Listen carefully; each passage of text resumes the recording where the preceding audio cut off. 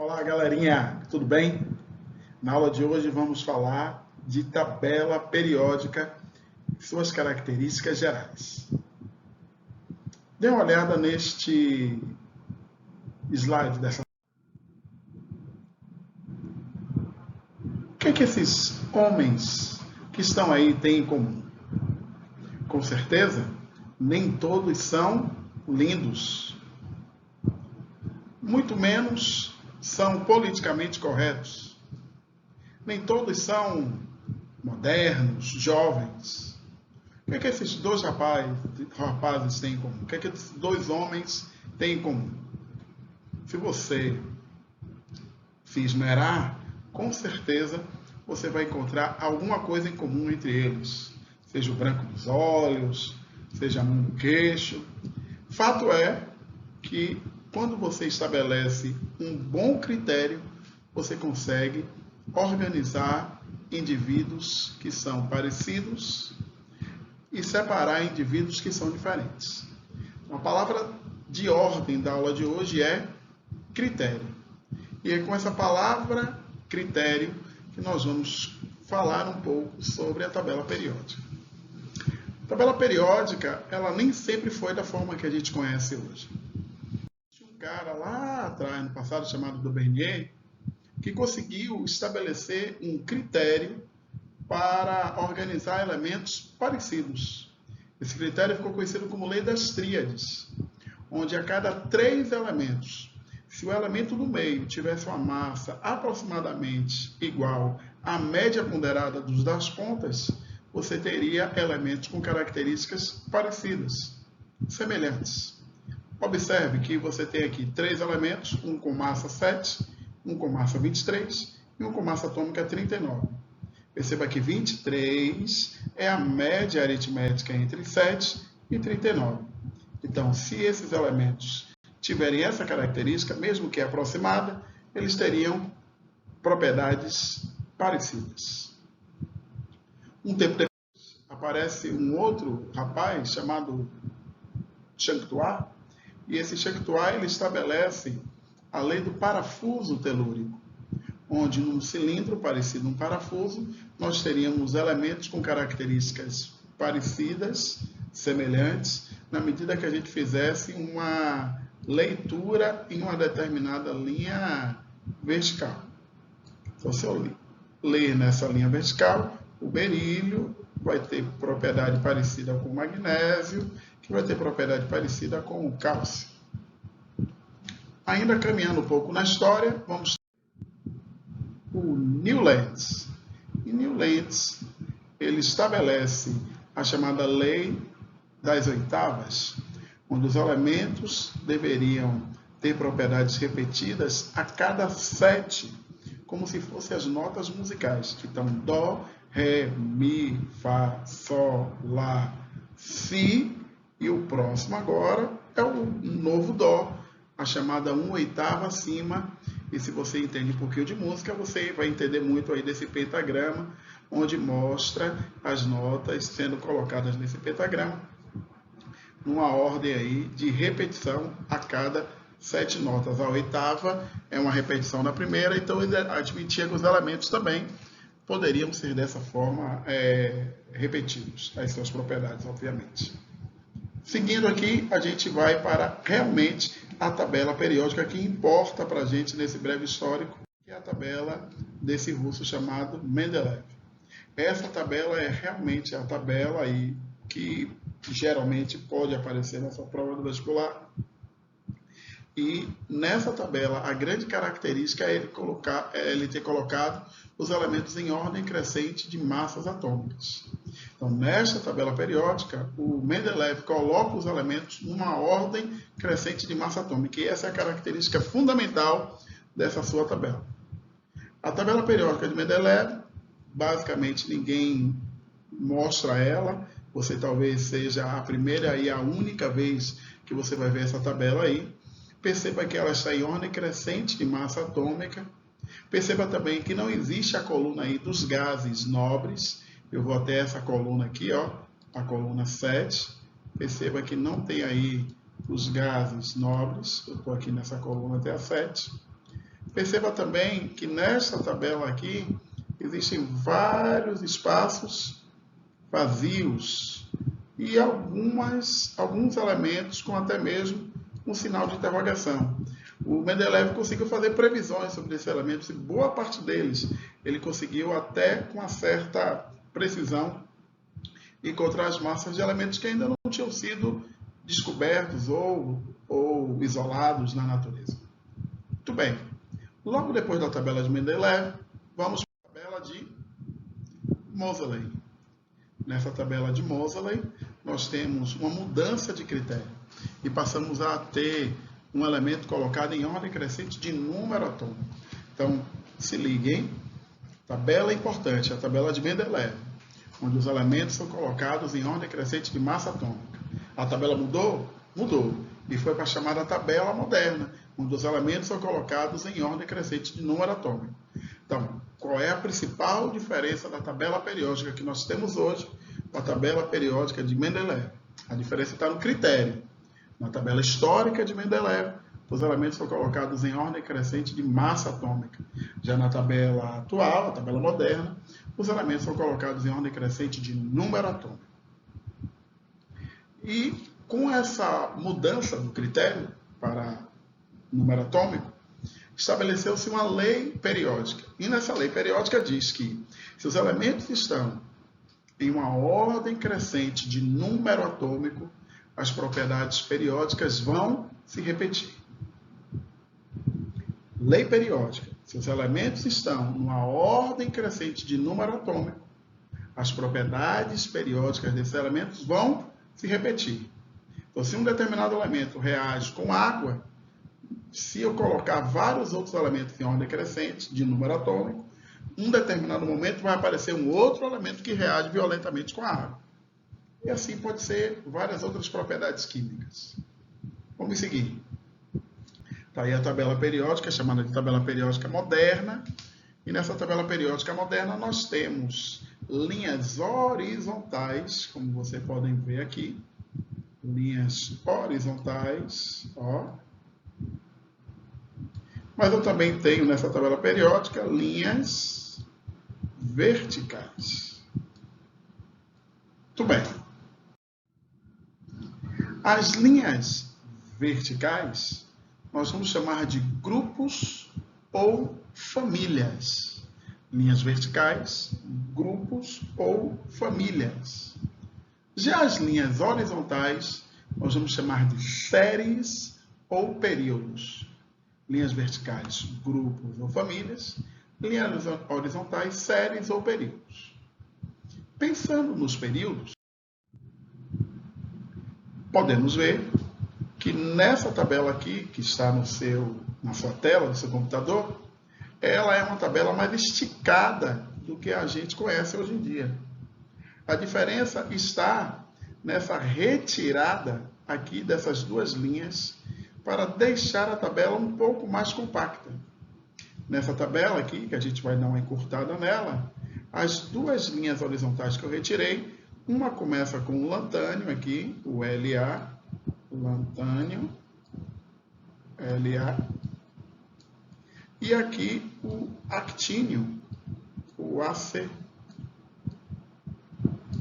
Então, a chamada série dos lantanídeos, porque começa com o lantânio, deixa eu apagar aqui, ficou feio. Série dos lantanídeos. E aqui embaixo a série dos actinídeos, que começa com actínio. Então a gente pode perceber aí que nós temos 7 linhas horizontais. E aí começa a primeira boa notícia sobre tabela periódica. A primeira boa notícia sobre tabela periódica é que eu não preciso fazer o diagrama de Linus-Pauling para saber a quantidade de camadas que um determinado elemento tem. Para isso, basta saber a que período ele pertence. Se ele estiver no segundo período, esse elemento tem 2 camadas. Se o elemento estiver no 7º período, ele tem 7 camadas. Se o elemento estiver no terceiro período, ele tem 3 camadas. Perceba que esse aqui, especificamente, que eu coloquei, é um esparro.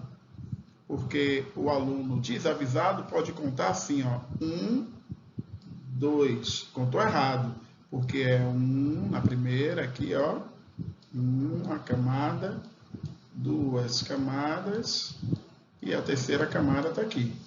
Robinho, e se tiver um elemento aqui? Esse elemento está, ó, ele aqui, ó, esse elemento está no 6º período. Logo, ele tem 6 camadas. E se o elemento estiver aqui? Se o elemento estiver aqui, ó, nessa região, ele tem 7 períodos, logo ele vai ter 7 camadas. Muito bem. Vou seguir aqui com você. Agora vamos para a tabela periódica pensando nos grupos ou famílias. Grupos ou famílias são linhas verticais.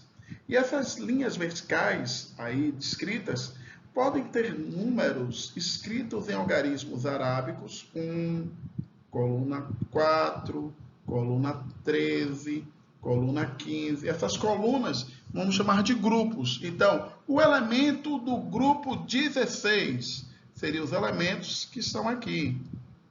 O elemento do grupo 10, aqui, ó, grupo 10. Elemento do grupo 6, está aqui, elemento do grupo 6. Todos esses aqui do grupo 6, todos esses aqui, todos esses daqui do grupo 10, e assim sucessivamente. Então, existe uma forma de escrever os grupos com números arábicos, mas também existe uma forma mais antiga de escrever os grupos como subgrupos ou família. O subgrupo A ficou conhecido como subgrupo dos representativos e o subgrupo B ficou conhecido como subgrupo de transição externa ou interna. Mais tarde nós vamos ver o que é que significa ser externo e o que é que significa ser interno. Muito bem. Com relação à família A, existem elementos da família 1A. E esses elementos da família 1A tem um dado super interessante aqui para você. Esse dado configura a minha segunda mensagem valiosa e minha boa notícia, minha segunda boa notícia da tabela periódica. A primeira boa notícia diz que se o elemento está em um determinado período, ele tem um número de camadas daquele período. A minha segunda boa notícia, eu digo assim, ó, se o elemento for da família A, e somente se for da família A, o número que vem aqui na frente representa o número de elétrons da camada de valência. Então, na frente da letra A tem o número 1. Então, a família 1A tem um elétron na camada de valência. Então, perceba que se eu quiser falar sobre o sódio, o número de elétrons da sua última camada, eu não preciso usar mais o diagrama de Linus-Pauling. Se ele é da família 1A, ele tem um elétron na última camada. Perceba que se ele está no terceiro período, ele tem quantas camadas? Isso mesmo, 3 camadas. Muito bem. Se eu for com família 3A, quantos elétrons vai ter na última? 3 elétrons. Um indivíduo da família 5A, 5 elétrons na última camada. Um indivíduo da família 7A, 7 elétrons na última camada. Então, oxigênio, que é da família 6A, tem 6 elétrons na última camada. Gálio, se é da família 3A, 3 elétrons na última camada. Frâncio, imagine, número atômico 87. Imagine fazer a configuração para 87 elétrons. 1s2, 2s2, 2p6, 3s2. Vixe, já cansei. Então, olhando para a tabela periódica, eu digo que ele tem um elétron na última camada. E se eu quiser olhar para o período, eu vou dizer que ele tem 7 camadas. Perceba que isso não vale para os metais de transição. Ele só vale para os representativos, aqueles que estão acompanhados pela letra A. Muito bem. Continuando com a família dos representativos, a família 1A ficou conhecida como família dos metais alcalinos terrosos. Metal Já o metal, família 1A, você começa com hidrogênio, o hidrogênio não é metal. Então, o hidrogênio está na família 1A, mas não é um metal alcalino. Os metais alcalinos, a palavra alcali vem de cinza de planta. E geralmente esse meio alcalino presente com esses metais deixa um meio básico, ou seja, um pH maior do que 7.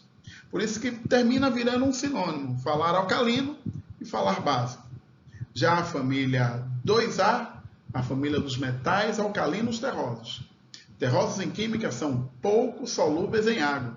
Por isso que a maioria desses compostos aí você vai ter uma dificuldade de dissolver na água. É o exemplo do magnésio, que forma lá o leite de magnésio, é difícil de dissolver, tanto é que precisa agitar.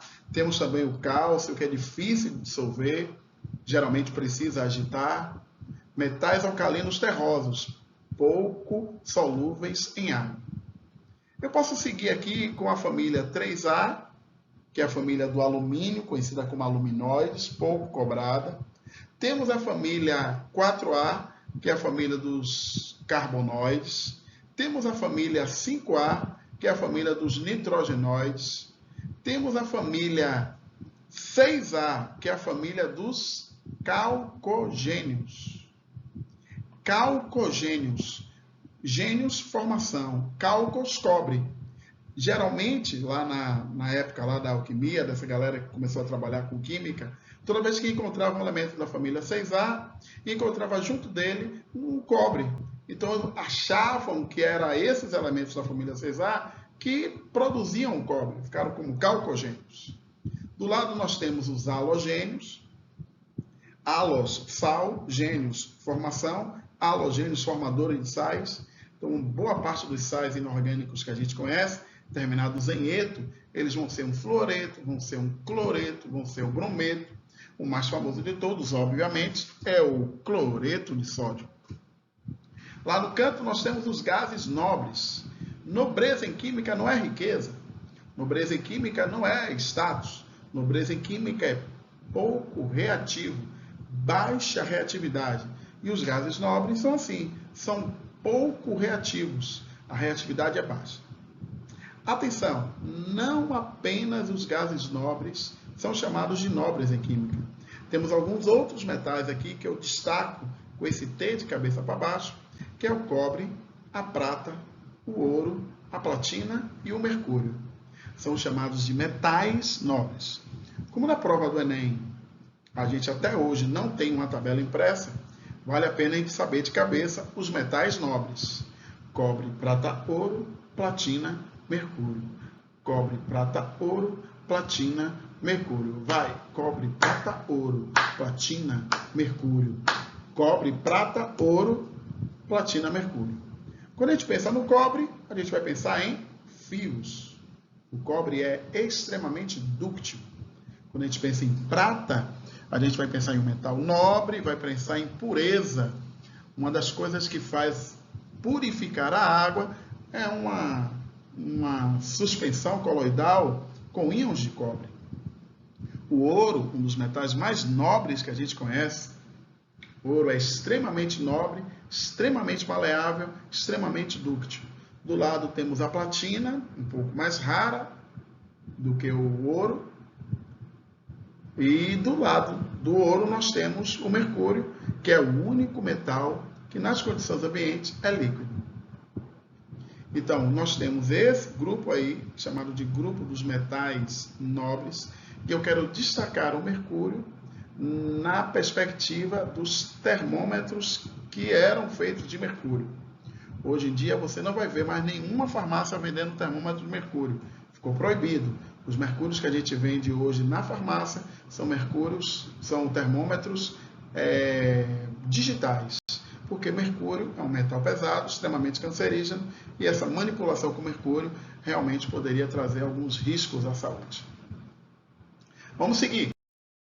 Tá aí, então, para você anotar bonitinho os grupos e as famílias. Família 1A, ou grupo 1, família dos metais alcalinos. Família 2A, ou grupo 2, família dos metais alcalinos terrosos. Família 3A, do boro, ou família dos aluminoides. família 4A do carbono, carbonoides, família 5A, família do nitrogênio, ou nitrogenóides, os calcogênios na 6A, os halogênios na 7A, e a família dos gases nobres, ou família 0, mas já vista que a gente não está mais usando o nome 8A. Perceba que é importante você saber esses nomes, porque na prova do Enem, especificamente, não existe a tabela periódica impressa. Pelo menos até essa edição não tinha uma tabela periódica impressa. Então ele pode falar assim, um metal alcalino, ao reagir com o calcogênio. Então você precisa entender que se é um metal alcalino, é da família 1A, lembrar disso, né? E se é um calcogênio, é da família 6A. Olhando para essa tabela aí, com esses elementos marcados, eu queria que você fizesse essa localização. Localiza aí. Você tem o Na.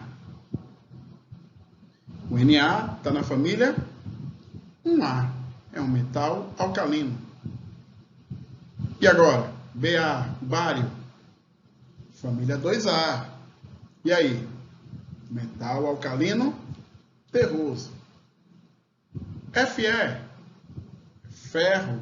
Ferro está no meio da tabela. Ele não é um elemento representativo, ele é um elemento de transição, que a gente vai, por enquanto, dizer apenas isso sobre ele. Ele é da família B, ou um elemento de transição. Aqui nós temos o O, que é um calcogênio, ele é lá da família 6A, tem 6 elétrons na última camada. Temos aqui o bromo, família 7A, muito bem. E temos aqui o urânio lá embaixo, configurando mais um elemento de transição interna. Vamos seguir. Nós gostaríamos de dizer que é nossa intenção te ajudar, cooperar com seus estudos e fazer você se dar bem nos vestibulares que vem pela frente. Não só nos vestibulares, também na escola, nos cursos que você venha fazer. Então você pode contar com a gente. E eu queria mais uma vez pedir que você ajudasse o nosso canal clicando aí no gostei, se inscrevendo no canal e até o próximo vídeo de tabela periódica. Um beijão. Tchau, tchau.